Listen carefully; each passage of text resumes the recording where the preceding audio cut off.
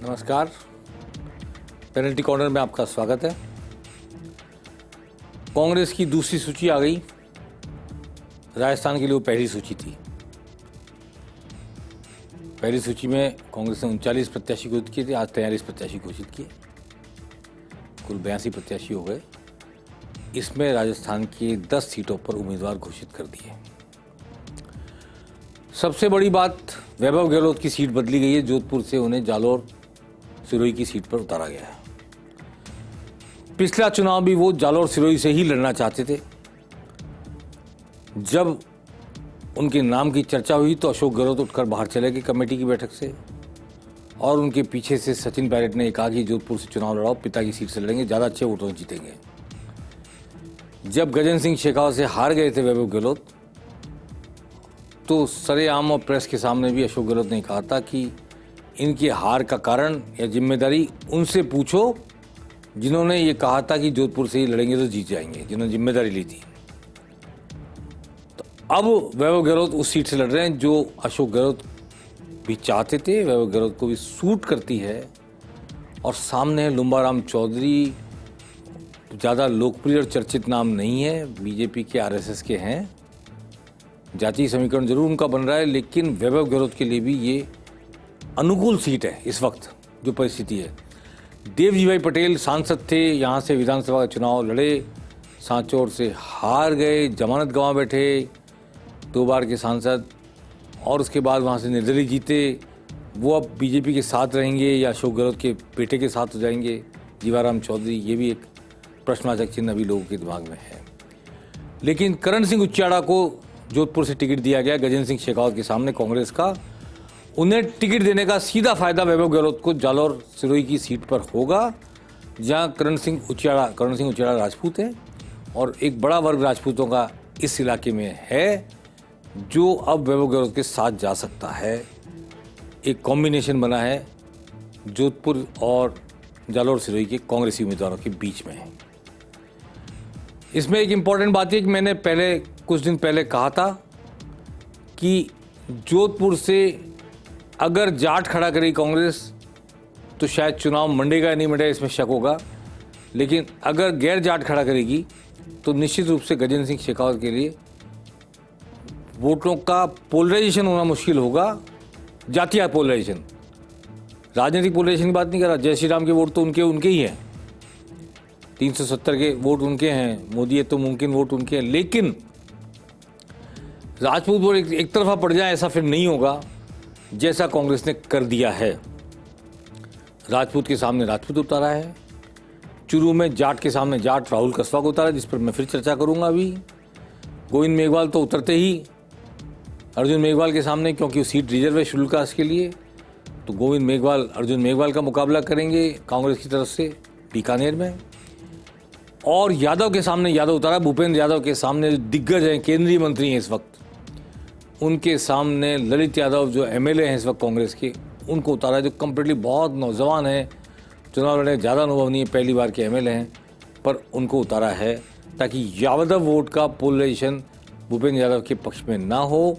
और यादव वोटों में यदि कोई सेंधमारी हो सके, यदि कोई दूसरा पक्ष है यादवों का, तो जातीय आधार पर वो पोलराइज ना होकर के कांग्रेस के साथ भी आ सके। इस दरवाजे खुला रखा है। तो कांग्रेस की इस लिस्ट जो है बहुत इंपॉर्टेंट लिस्ट है। इसलिए मैं कहना चाहता हूं कि शुरू से लोगों में धारणा बन रही थी कि कांग्रेस का चुनाव नहीं मंडेगा और कांग्रेस वॉकओवर दे देगी, ऐसा लग रहा था। लेकिन इस लिस्ट के बाद ऐसा नहीं है। हरीश मीणा वर्तमान एमएलए हैं, उनको उतारा गया है टोंक सवाईमाधोपुर से। सामने कौन उम्मीदवार है अभी तय नहीं है, लेकिन उम्मीद ये है कि या तो बैसला परिवार से कोई आएगा, किरोड़ सिंह बैसला के परिवार से, या सौम्या गुजर उतरेंगी, या फिर नासू सिंह गुजर की पत्नी उतरेंगी जो राष्ट्रीय मंत्री हैं बीजेपी की। तो इसलिए गुजर प्रत्याशी के सामने आने की चांसेस हैं। और ये सचिन पायलट की चॉइस है हरीश मीणा। एक बार पहले जब नमो नारायण मीणा, हरीश मीणा के बड़े भाई, हरीश मीणा भी डीजी पुलिस रहे हैं राजस्थान में, एमएलए भी, नमो नारायण मीणा भी सांसद रहे हैं, और दौसा से भी और टोंक सवाईमाधोपुर से भी। वो जब लड़ रहे थे कांग्रेस के टिकट पर नमो नारायण मीणा, तो सामने किरोड़ी बैसला थे, और जाट वर्सेस गुजर चुनाव हुआ था खुल करके, नहीं क्षमा करें, मीणा वर्सेज गुजर चुनाव हुआ था कुल करके, और उसमें आखिरी एक आखिरी मशीन उलझ गई थी और उस मशीन से फैसला हुआ, नमोनारायण मीणा जीत गए, किरोड़ी बैसला हार गए। मुझे लग रहा है अब इस बार फिर नमोनारायण मीणा के परिवार वर्सेज किरोड़ी सिंह बैसला का परिवार आमने सामने हो सकते हैं। नहीं तो ये तो तय है कि मीणा वर्सेज गुजर आमने सामने होंगे। और जब सचिन पायलट अगर हरीश मीणा के साथ हैं तो गुजरों के लिए आसान नहीं होगा कि गुजर प्रत्याशी होते हुए भी कांग्रेस के खिलाफ जाएं, क्योंकि वो सचिन पायलट की खुद की प्रतिष्ठा का सवाल होगा। सचिन पायलट टोंक से एमएलए हैं, उनका इलाका है। इसलिए इस लिस्ट में सबसे इंटरेस्टिंग, सबसे कठोर चुनाव, ताकत का इस्तेमाल करने वाला चुनाव होगा तो टोंक सवाईमाधोपुर होगा पहला। दूसरा होगा चुरू में, जहां बीजेपी के वर्तमान सांसद राहुल कसवा को टिकट कटने के बाद कांग्रेस ने अपने में शामिल किया और राहुल कसवा को उन्होंने टिकट दे दिया कांग्रेस का। राहुल कसवा ने सीधे सीधे कहा है कि राजेंद्र राठौड़ ने उनका टिकट कटवाया और उन्होंने ये चुनाव राजेंद्र राठौड़ वर्सेज राहुल कसवा कर दिया है। तो ये एक जाट अस्मिता का सवाल उठाने की कोशिश करेंगे राहुल कसवा। हालांकि राजेंद्र राठौड़ ने जिन्हें प्रत्याशी बनवाया है, देवेंद्र झाझड़िया पैरा ओलंपिक में पदक विजेता हैं और वो जाट ही हैं। राजेंद्र राठौड़ ने ऐसा नहीं है कि अगर टिकट कटवा भी दिया, मान लिया जाए, तो जाट का काट के कोई राजपूत नहीं रहा है। लेकिन फिर भी चूंकि सिटिंग एमपी का टिकट कटा है, राहुल कसवा पॉलिटिकल जाट फैमिली से आते हैं, उनका ससुराल पक्ष भी पॉलिटिकल जाट फैमिली का है, उनके फादर भी सांसद रहे हुए हैं। और अगर इन्हें नरेंद्र बुढ़ानिया और दूसरे कांग्रेस के जो लीडर हैं जाट, उनका समर्थन मिल गया तो शायद बीजेपी को इस सीट को निकालना बहुत भारी पड़ेगा, ऐसा मेरा मानना है। एक करण सिंह उचेड़ा का मैं जिक्र कर चुका, काफ़ी संपन्न है, काफ़ी ताकतवर आदमी है, चुनाव अच्छा लड़ेंगे, इसमें कोई दो राय नहीं। उदयलाल आंजना को चित्तौड़ से टिकट दिया गया सीपी जोशी के सामने। सीपी जोशी सांसद भी हैं और वर्तमान प्रदेश अध्यक्ष हैं बीजेपी के। उदयलाल आंजना पहले भी सांसद रह चुके हैं, एमएलए रह चुके हैं, जिला प्रमुख रह चुके हैं, वो चुनाव लड़ना बखूबी जानते हैं और साधनों की कोई कमी नहीं है उदयलाल आंजना को। इसलिए ये चुनाव भी टक्कर वाला हो सकता है, क्योंकि जो चंद्रभान सिंह आक्या हैं, जो निर्दलीय बगावत करके बीजेपी चुनाव लड़े हैं, अगर वो बीजेपी के साथ नहीं जुड़ते हैं, सीपी जोशी से उनकी अदावत हुई है, तो उदयलाल आंजना को उसका फ़ायदा मिलेगा। हालांकि यहाँ बीजेपी के लोग ज़्यादा जीते हैं, विधानसभा चुनाव अच्छे जीते हैं। एक मंत्री भी हैं गौतम तक वहाँ से, सीचन कृपलानी भी हैं, सुरेश धाकड़ भी हैं। अच्छा बीजेपी का यहाँ पे रुतबा है। लेकिन उदयलाल आंजना को बूथ टू बूथ चुनाव लड़ना आता है, चुनाव लड़ने की कला में निपुण है, इसलिए चुनाव भारी होगा।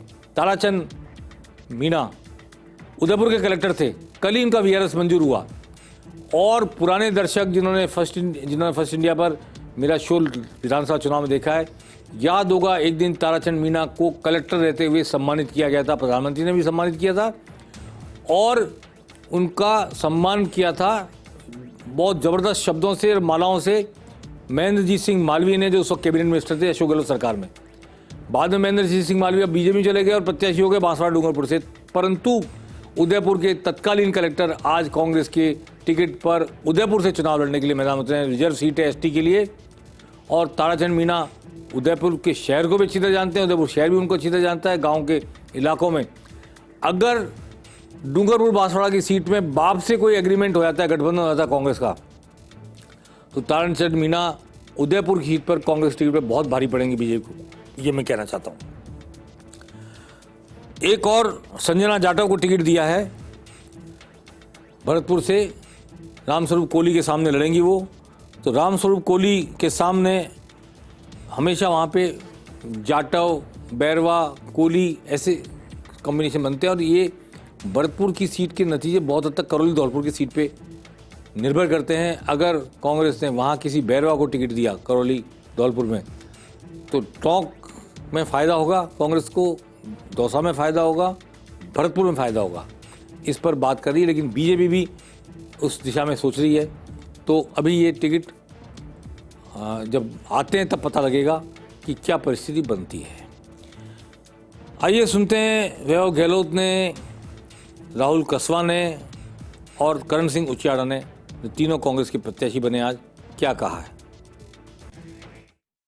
राजस्थान से लोकसभा चुनाव के अंदर अच्छा रिजल्ट रहेगा पूरे राजस्थान से। और जिस तरीके से इस बार अब जनता में भी ये आभास है कि जिस तरह से कांग्रेस की पिछली सरकार ने अच्छे काम किए थे और अब जनता ये वापस मानस बना रही है कि कांग्रेस को आशीर्वाद दे। एक व्यक्ति विशेष के कारण के दबाव में पार्टी चलती रही और दम घुटने लग गया ऐसे समय पे जहां पे पार्टी दूसरे पक्ष की बात को सुनने का ही इच्छुक नहीं थी। प्रदेश के हमारे जो अध्यक्ष रहे उनका मैं विफलता मानता हूं कि कभी भी उन्होंने इस पहल को शुरुआत नहीं करी। और किसान कौम की तरफ से हम आते हैं, हमारी सोच रहती है विकास का काम कराना, सच्चाई ईमानदारी के साथ में हमने लोकसभा के अंदर बेहतरीन कार्य करवाए, डेवलपमेंट के नए आयाम खड़े करे और भारत सरकार की जितनी भी स्कीमें थी उन स्कीमों का बेस्ट एग्जीक्यूशन चूरू के अंदर कराने का काम किया। जब सुनता कोई नहीं है, दुख होता है और आक्रोश पैदा होता है जनता के अंदर। जनता की आवाज़ सुन के जब जाती है तो जनता को महसूस होना चाहिए कि आज कोई वहाँ पे ऐसा व्यक्ति भी है किसी एक पक्ष को सुनेगा, पर एक व्यक्ति के हाथों में पार्टी चली गई, उसका खामियाजा भुगतना पड़ा। और आक्रोश जो हमारे लोगों में था उसी कारण हमें दम घुट रहा था हमारा बहुत ज़्यादा, और हमने इस भारतीय जनता पार्टी का साथ छोड़कर कांग्रेस का दामन थामा है। न तो विकास का काम किया है न कोई तरीका काम किया है, तो उनके सामने मुद्दे की जरूरत ही नहीं है, वैसे कांग्रेस पार्टी जीतेगी। अगर जोधपुर में गहलोत साहब का महाराजा उमेश सिंह जी का काम निकाल दो तो जोधपुर वैसे ही जीरो हो जाता है। जो राजाओं के राज में महाराजा उमेश सिंह जी और लोकतंत्र में 70 साल में गहलोत साहब, इन दोनों को निकाल दो तो जोधपुर वैसे ही जीरो हो जाता है। और एक टिकट की चर्चा रह गई थी, झुंझुनू से मिला है ब्रजेंद्र ओला को टिकट। वर्तमान में एमएलए भी हैं और कैबिनेट मिनिस्टर हैं गहलोत सरकार में। शीशराम ओला के बेटे हैं, शीशराम ओला जिला प्रमुख रहे हैं। शीशराम ओला विजेंद्र ओला की पत्नी जिला प्रमुख रही है। पूरा ओला परिवार राजनीतिक परिवार है। शीशराम ओला केंद्रीय रसायन उर्वरक मंत्री रहे हैं। लंबे समय तक झुंझुनू की राजनीति पर राज करने वाला ओला परिवार एक बार फिर लोकसभा का चुनाव लड़ने जा रहा है। विजेंद्र ओला खुद लड़ रहे हैं। विधायक होने के बावजूद 3 विधायक उतारे हैं कांग्रेस ने, हरीश मीणा, ललित यादव, ब्रजेंद्र ओला। और विजेंद्र ओला भी अभी इनके सामने प्रत्याशी नहीं आया झुंझुनू से, लेकिन भाजपा को प्रत्याशी उतारने में काफ़ी सोचना समझना पड़ेगा झुंझुनू की सीट पर, और क्या जाट के सामने वो भी यहाँ जाट प्रत्याशी उतारेंगी। ये मैं कहना चाहता हूँ कि राजस्थान में राहुल कसवा प्रकरण और पहले से खिलाफ चल रहे किसान आंदोलन के नाम लेकर के हनुमान बेनीवाल और इस तरह के कॉम्बिनेशन बनते चले गए अगर, तो जाटों के इलाके में भाजपा को भारी मुश्किलात पेश आने वाली है। यहाँ तक कि नागौर में भी ज्योति मिर्धा को चाहे विजयपाल मिर्धा आ गए हों, चाहे और परिवार आ गए हों, रिछपाल मिर्धा आ गए हों, फिर भी जाटों के बीच में बीजेपी को असर डालने में, वोट हासिल करने में काफ़ी परेशानी पेश आ सकती है इस राहुल कसवा प्रकरण के बाद। ये मैं कहना चाहता हूँ। हालांकि चूरू में देवेंद्र झाझड़िया जाट हैं और राजेंद्र राठौड़ ने उनका साथ दिया, तो राजेंद्र राठौड़ की भी एक अच्छी फॉलोइंग है चूरू में, जो अदर देन राहुल कसवा वोट दे सकती है, देगी ही मुझे लगता है। इसलिए एक अच्छी फाइट चूरू में दोनों में होगी, ऐसा अभी आसार नजर आ रहा है। आज एक बड़ी घटना हुई। बीजेपी ने, जैसे नीतीश ने तो मुख्यमंत्री रहते हुए इस्तीफा देकर फिर मुख्यमंत्री की शपथ ले ली, पर यहाँ भाजपा ने मुख्यमंत्री का इस्तीफा कराकर वापस अपनी पार्टी के दूसरे आदमी को मुख्यमंत्री बना दिया। हरियाणा में मनोहर लाल खट्टर 9 साल से मुख्यमंत्री थे, गैर जाट को मुख्यमंत्री बना रखा था।